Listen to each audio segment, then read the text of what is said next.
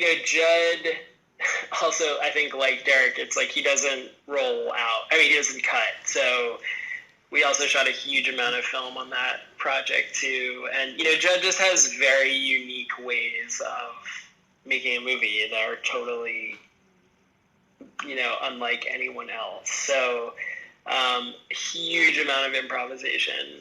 The script is just the first take or two. And then it was all just totally improvised. And, Amy is obviously incredible at that. Bill Hader is, just the fastest. It's hard to have a conversation with him because his mind is, 4 steps ahead of you. So you're doing the article on me? Mm-hmm. Sorry to interrupt. We watching Downton Abbey later? LeBron, I'm being interviewed. Listen, I'm watching it tonight because I'm not going to go to practice and all the guys are talking about it and I'm left out. Well, so the first thing is when Judd works, he has...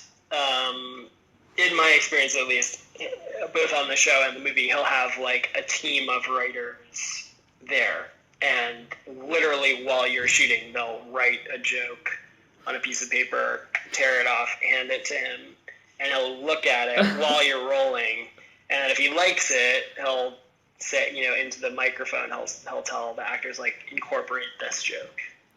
And if he doesn't, he drops it on the floor. And so... So yeah, there's a lot of improvisation, and Chris Rock did come during the scene when Bill and LeBron are playing one-on-one in a basketball court. I don't drink. I got hammered, and then she drank a lot. She didn't get drunk at all.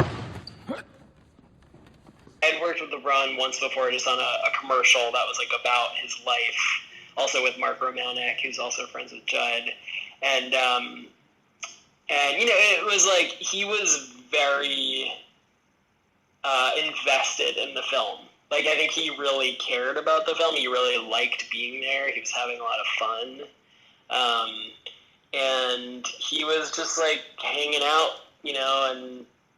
He was very, very into the humor. I remember takes where Bill and LeBron were just laughing and cracking up so hard that they were both we're gonna piss our pants. We have to stop. Oh! Did you let me do that? Did I just score on you? Yes! You are my bitch, LeBron James! But not really.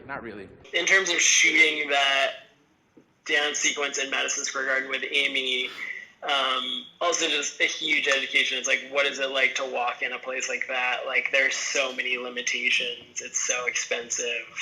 The time is so limited. And Judd's method there was just let's get a lot of cameras. We'll just get lots of cameras, stick them everywhere you can. Amy?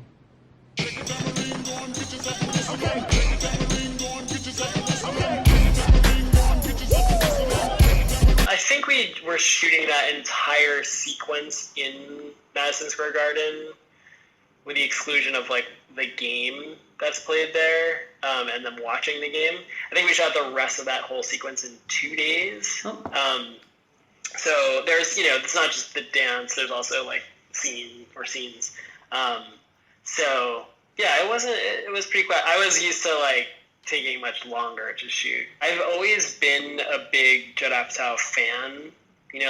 Freaks and Geeks is one of my favorite TV shows ever, and I think Funny People is just really a masterpiece. And so I remember walking out of the movie theater after I saw that movie, and it's just whoa, this guy has sort of gotten to this place where he can do what he wants, and he truly made a personal film on a large scale, and it really is his movie, and it's really interesting, and that's a really special thing that does not happen very often. Yeah. And so when Judd and Barry Mendel, his producer, approached me about doing his film,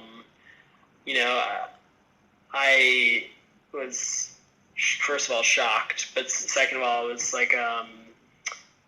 it was a much bigger scale than anything I'd ever done before. So I think for me, that was a big this learning curve in terms of like the politics of that and the scale and the equipment and the people, and so that was a big opportunity for me to kind of like get to do things for the first time. When the bass stops ringing, can you tell me when you're supposed to stop?